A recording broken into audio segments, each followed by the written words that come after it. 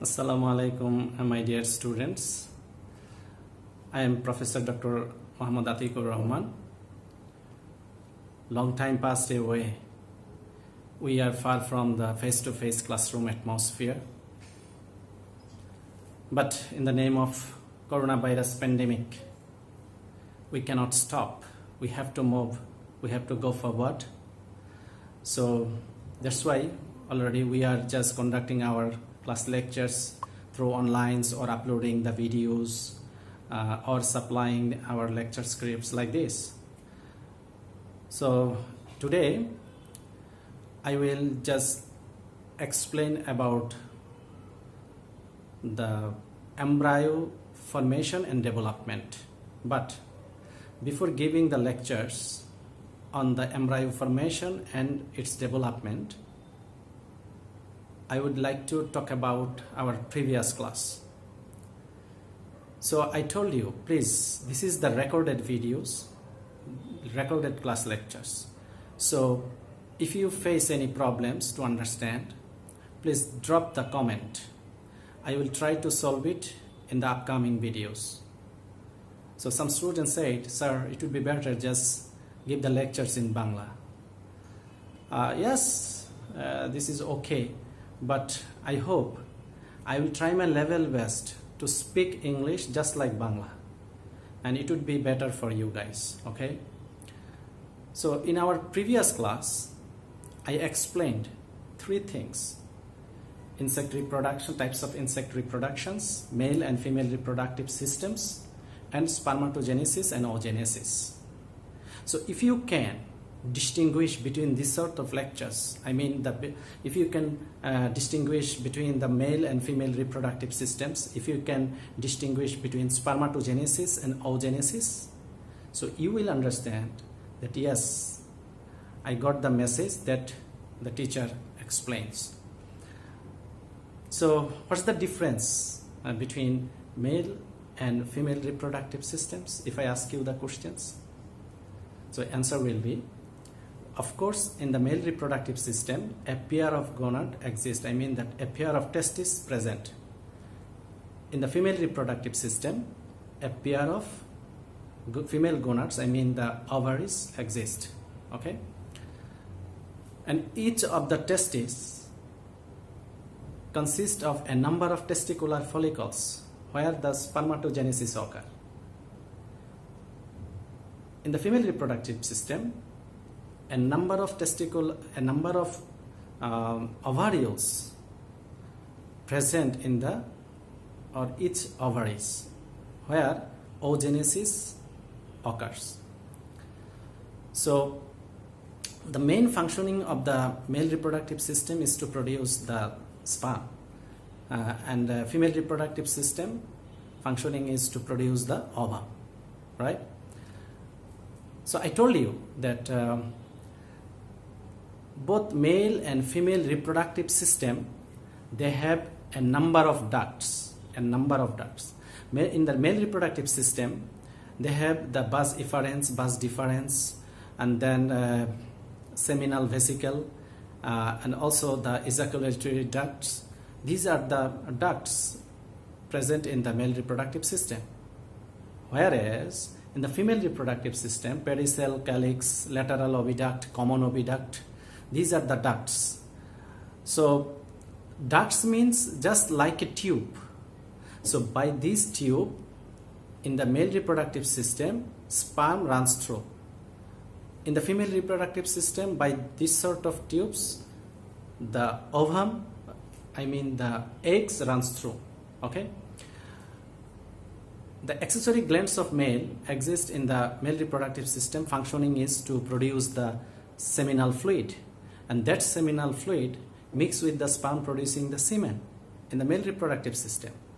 Whereas in the female reproductive system, the accessory gland function is to secrete the cementing fluid, I mean the dense fluid that helps to hold the eggs together on the substrata. Okay?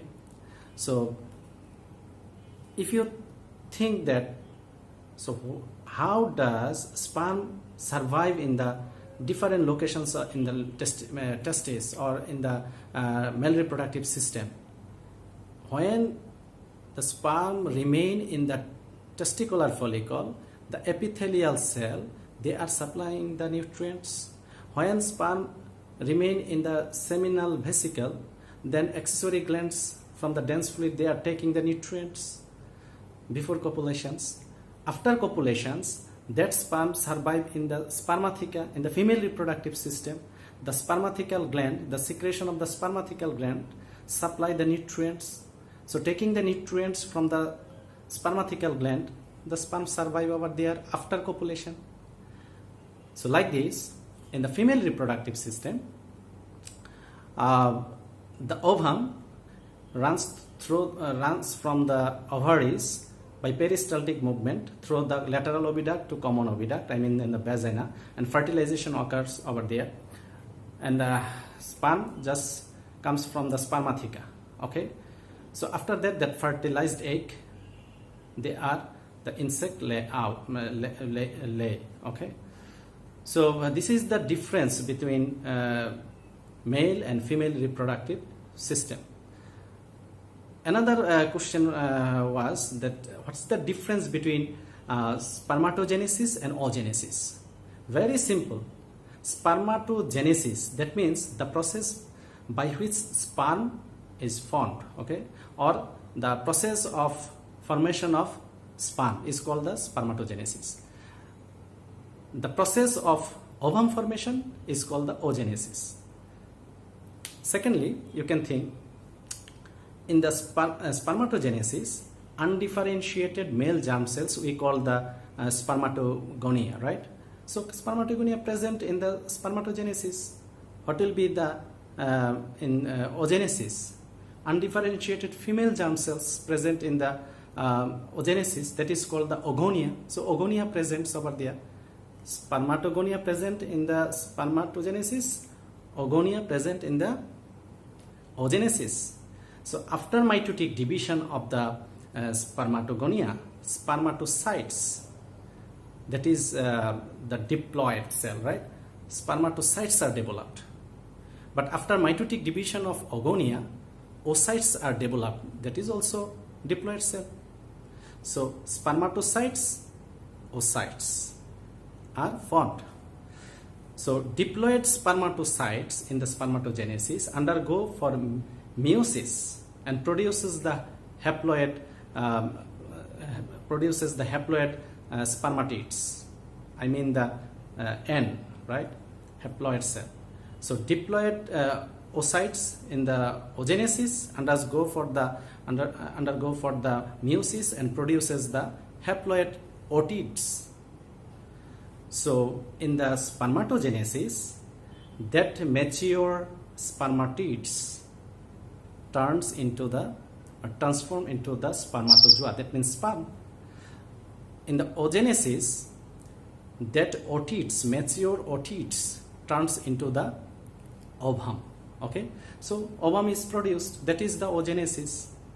So testicular and in the spermatogenesis, from the very beginning I told you there are 4 zones, right? And in the oogenesis, they have only 2 zones, germarium and vitellophages. So these are the difference between spermatogenesis and oogenesis. I hope, my dear students, is there any difficult words I have used over here that you cannot or you couldn't understand? I hope you will understand when I will supply my lecture script. I am preparing for you for your betterment. Actually, I am giving lectures for your betterment. So if you can understand my lectures and if you can understand that I am saying, so then I will be happy enough. So this is all about in my previous class. So please, I am just giving you the very important chapters, very important topic. I mean, embryo formation. How does embryo form?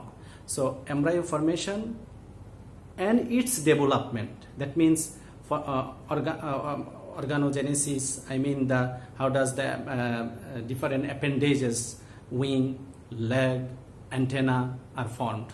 These sort of things I will try to explain. So if you don't understand any portions, please just drop your comments under my videos. So my dear students, come to the today's topic, embryo formation and development. Actually, embryo formation and development, if you think how does it happen, so remember one thing, embryo formation is not possible without fertilization, and fertilization is not possible without mating. So at each mating, a large number of spermatozoa are transferred from the male to female, as we know, right? So the female stores and control the spermatozoa during fertilizations. So as you know that I explained in the previous class, after mating, a number of sperms, that means spermatozoa, are stored in the spermatheca, that is in the female reproductive system, and eggs pass down the oviduct into the vagina. So as you know, there are lateral oviducts that connect to the ovule, and then the ovum comes through the common oviduct to the lateral oviduct to the common oviduct, I mean vagina, by peristaltic action of the muscles of oviduct. Okay, so think about over here, there are sperm and ovum, right? I am just marking you sperm and ovum. So these are sperms. A number of sperms are coming from the spermatheca to the common oviduct, I mean in the vagina. But the egg, this is the egg, these egg one after another come from the ovary through the lateral to common oviduct, right? So after that, each and every sperm try to enter into the micropyle. So try to enter into the micropyle, through the micropyle. Thus, after entering into the micropyle, spermatozoa loses its tail and changes to the female pronucleus. So suppose this is the egg, this is the egg. So there is a pronucleus, you can see the dark color, black one. So they try to change this pronucleus. So the male and female pronuclei unite together. So if you think this is a male nuclei and this is a female nuclei, so after that these haploid nuclei combinedly, over here you see male and female combinedly form the diploid nucleus, right? So male and female pronuclei unite together forming the diploid zygote nucleus,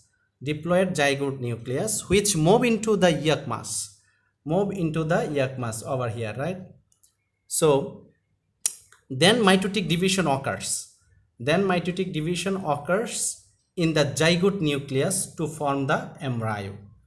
So this is the matter, how does fertilization occurs in insect egg to form embryo.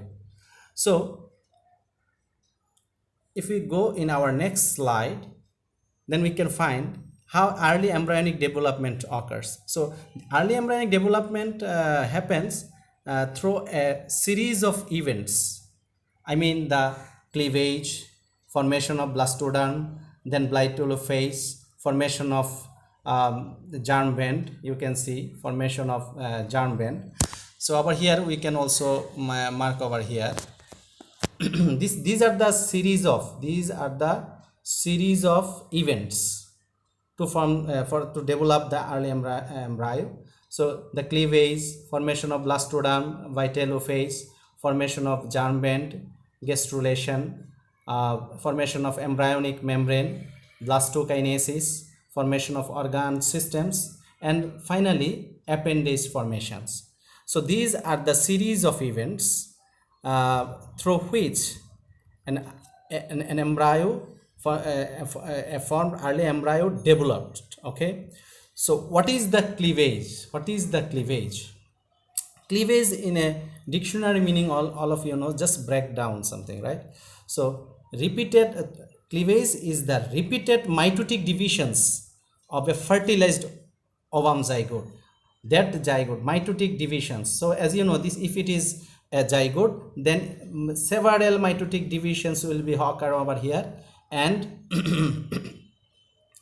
that nuclei will be broken down into a number of cleavage nuclei. Okay, so in our next slide we can explain the cleavage.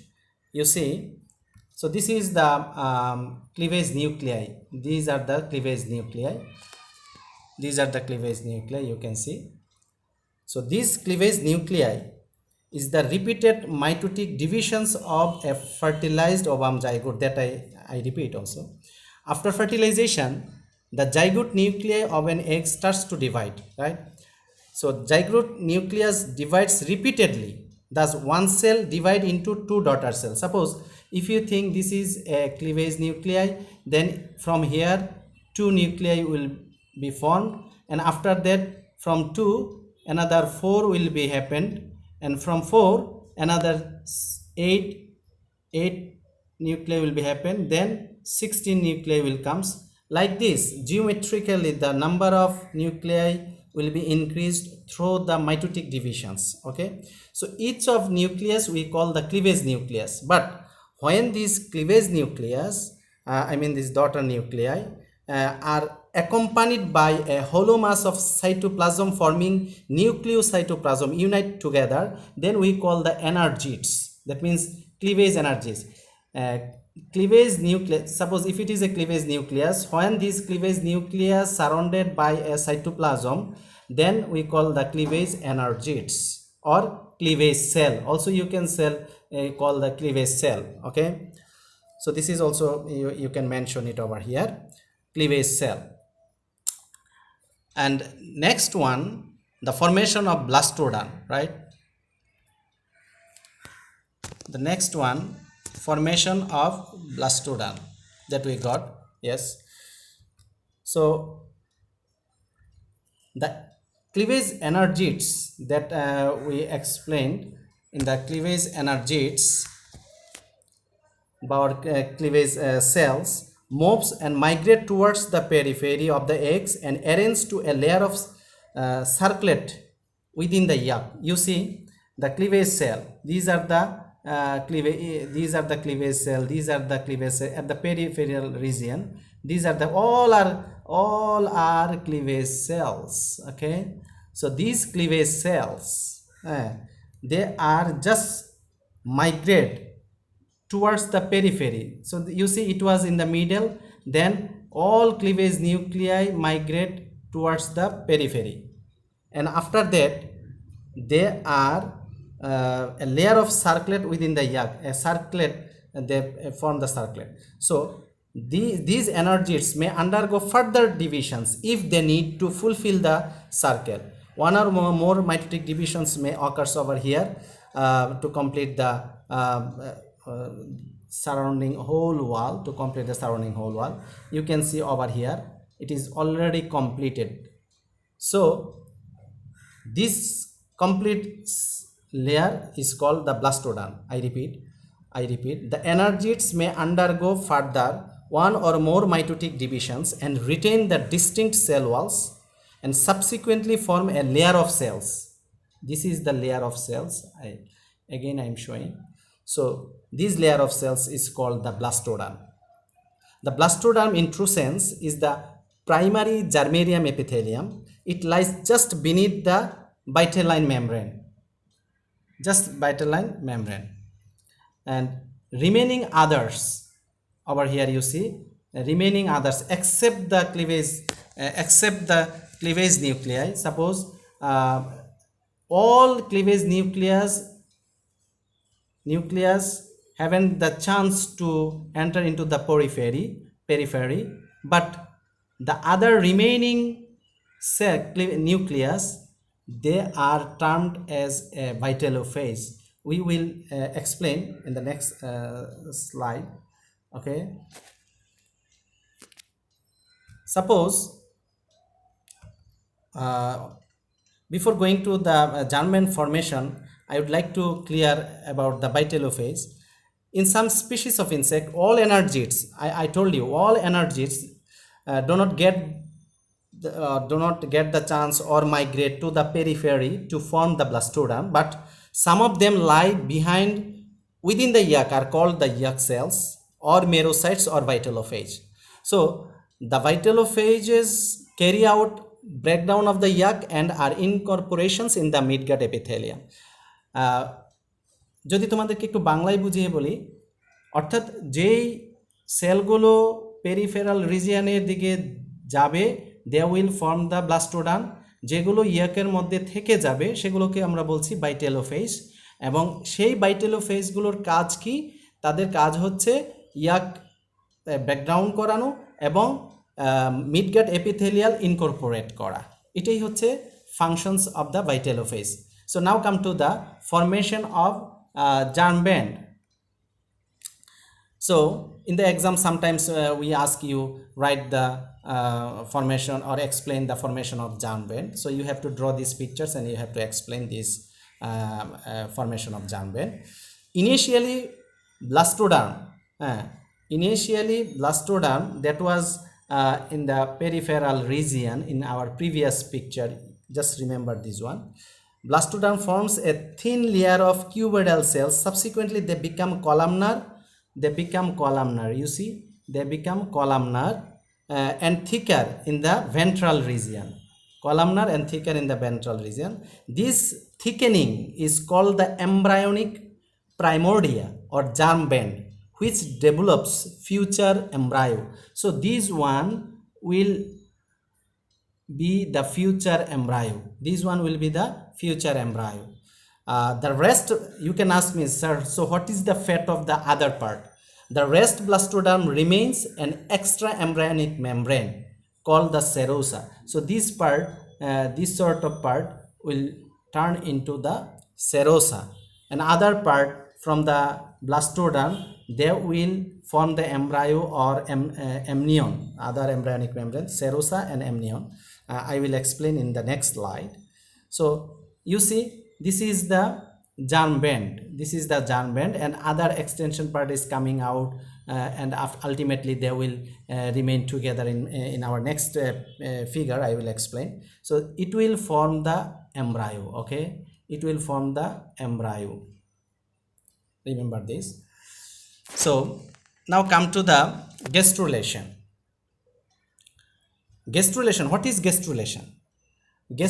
What is gastrulation? What is gastrulation? Gastrulation is the process by which the mesoderm and endoderm, all of you know, mesoderm middle layer, endoderm internal layer or inner layer, are invaginated within the ectoderm. Ectoderm means outer layer. So I repeat, gastrulation is the process by which the mesoderm and endoderm are invaginated within the ectoderm. The germ band becomes differentiated into a median area called the middle plate. You see, these are the middle plate. This is the middle plate. A, B, C. These are nothing, just the three ways by which gastrulation occurs. Okay, Clytra is one kind of moth. Apis, as you know, Apis that means honeybee. Locust, so it's just locust, I mean the short-horned grasshopper like. So in case of different insects, the three ways happens to form the gastrulation stage, how mesoderm is formed.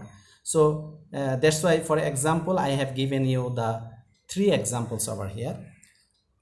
So gastrulation is the process by which mesoderm and endoderm are invaginated within the ectoderm. Invaginated, what is invaginated? Invaginated is just nothing, just fall down. Suppose this is the straight line, when it will be like this, this is the invagination. Okay, this is the invagination. So over here you see the middle plate invaginated like this, right?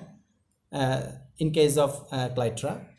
So the germ band becomes differentiated into a median area called middle plate, and two lateral area are called lateral plate. This is the middle plate and these are the lateral plate, right? This is the lateral plate, these are the lateral plate, and this one is the middle plate. This, okay, and this is the inner layer, this is the inner layer. So try to understand the terms. Okay, the gastrulation stage begins when the mesoderm is formed from the middle in one of the three ways that I explained.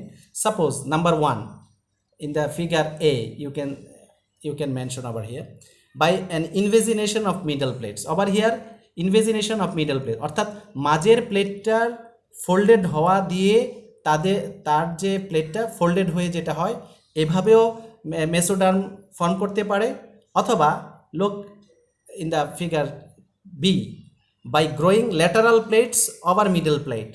Suppose this is the lateral plate, this is the lateral plate. So these two lateral plate growing in front, right? So by growing lateral plates over middle plate, it happens.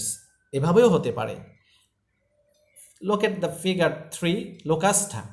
You see, by proliferations of cells from the inner surface. What does it mean? Proliferations means to increase the number of cells. এখানে দেখো যে number of sales কিন্তু increase করছে, তাই না? So inner লেয়ারের দিকে যদি নাম্বার অফ সেল ইনক্রিজ করে, তাহলে এইভাবেও কিন্তু মেসোডার্ম ফর্ম করতে পারে।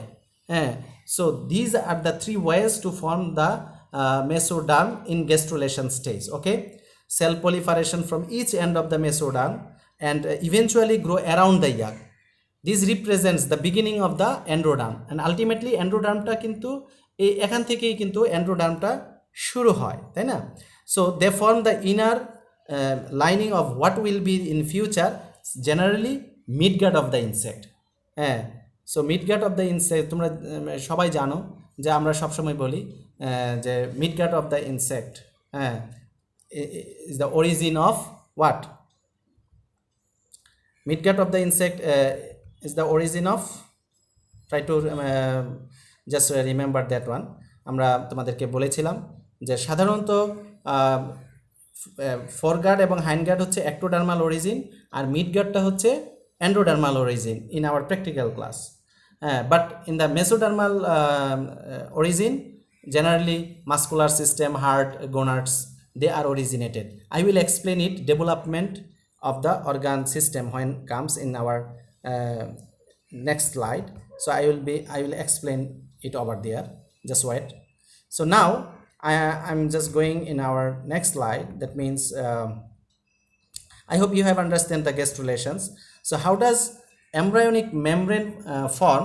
I will explain it over here. So you can see there are three figures over here. Subsequently it comes. So germ band becomes covered by one or more embryonic membranes. Germ band, can you remember in our previous part?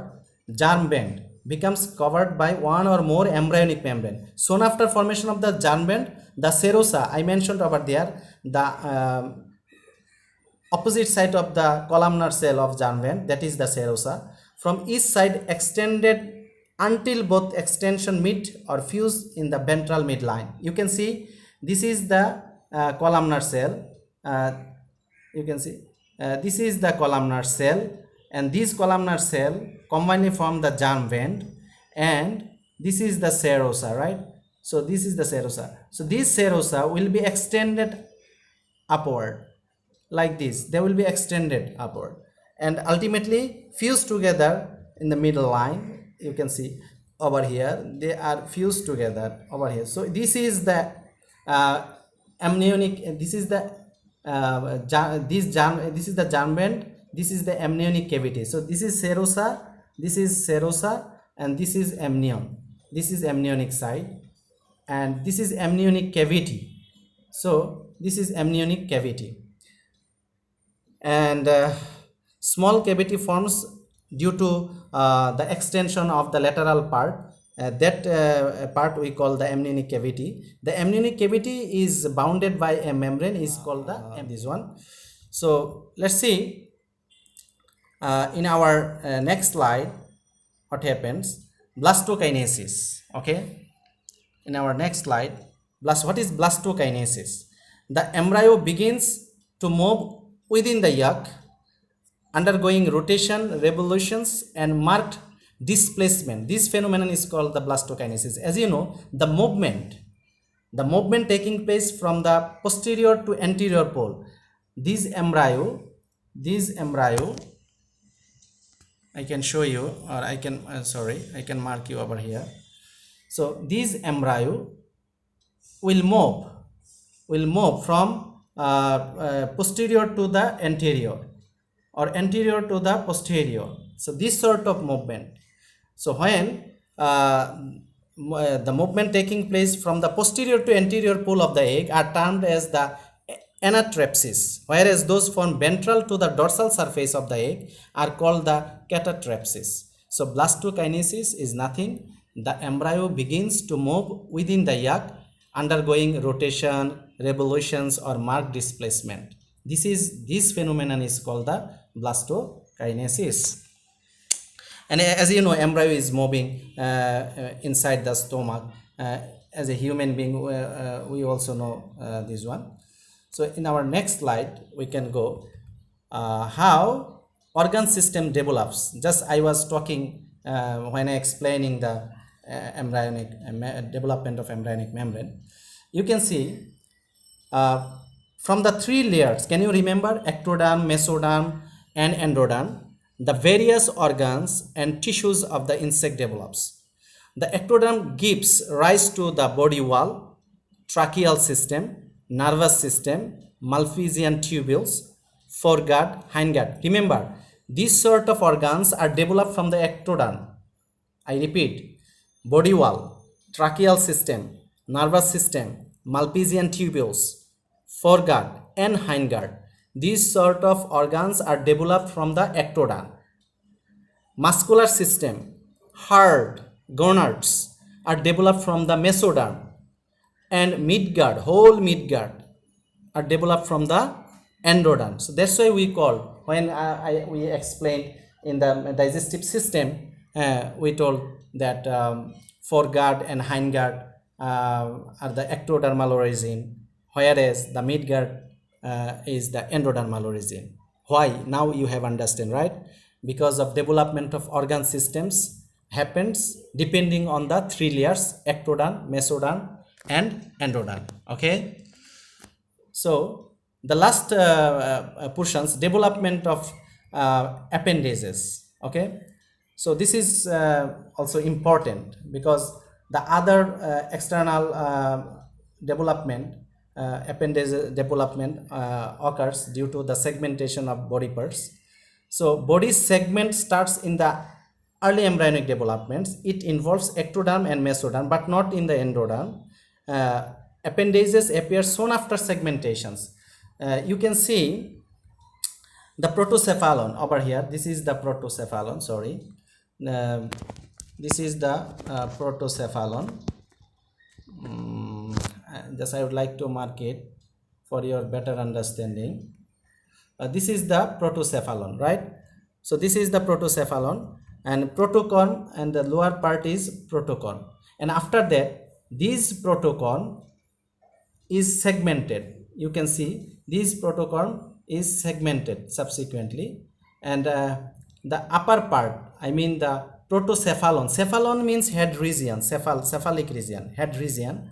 So this sort of head region, I mean labrum, eye, antenna, mandibles, maxilla, labium, these sort of things just happens from the protocephalon. And protocon, it is already marked over here, you see, but foreleg, middle leg,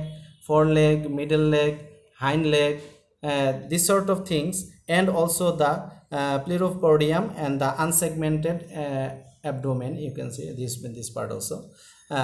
These are happening from the segmentations of the protocol. Okay, so in brief, if I say about the development of appendages, I can explain like this. just the transverse furrow and bilateral evaginations of ectoderm creates various appendages, all of you know. In front of the stomodium is the labrum. Either side of the protocephalon are antennal rudiments.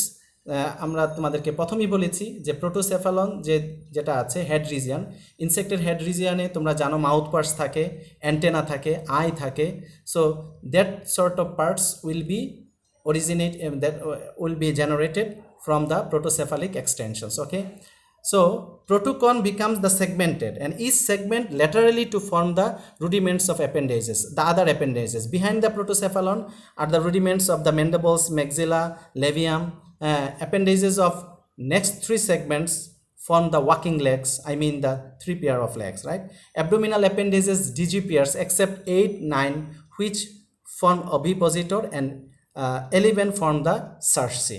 So these were the different appendages of abdomen that are involved in the development of appendage. So my dear student, this is all about embryo formation and its development. Is it very hard? So don't worry. So if you feel any problem about my lectures, please drop your comment under this video. I will try my level best to give the answers in my next upcoming videos. So thank you very much for your patience, and I hope inshallah we will get something better from these lectures. Thank you very much.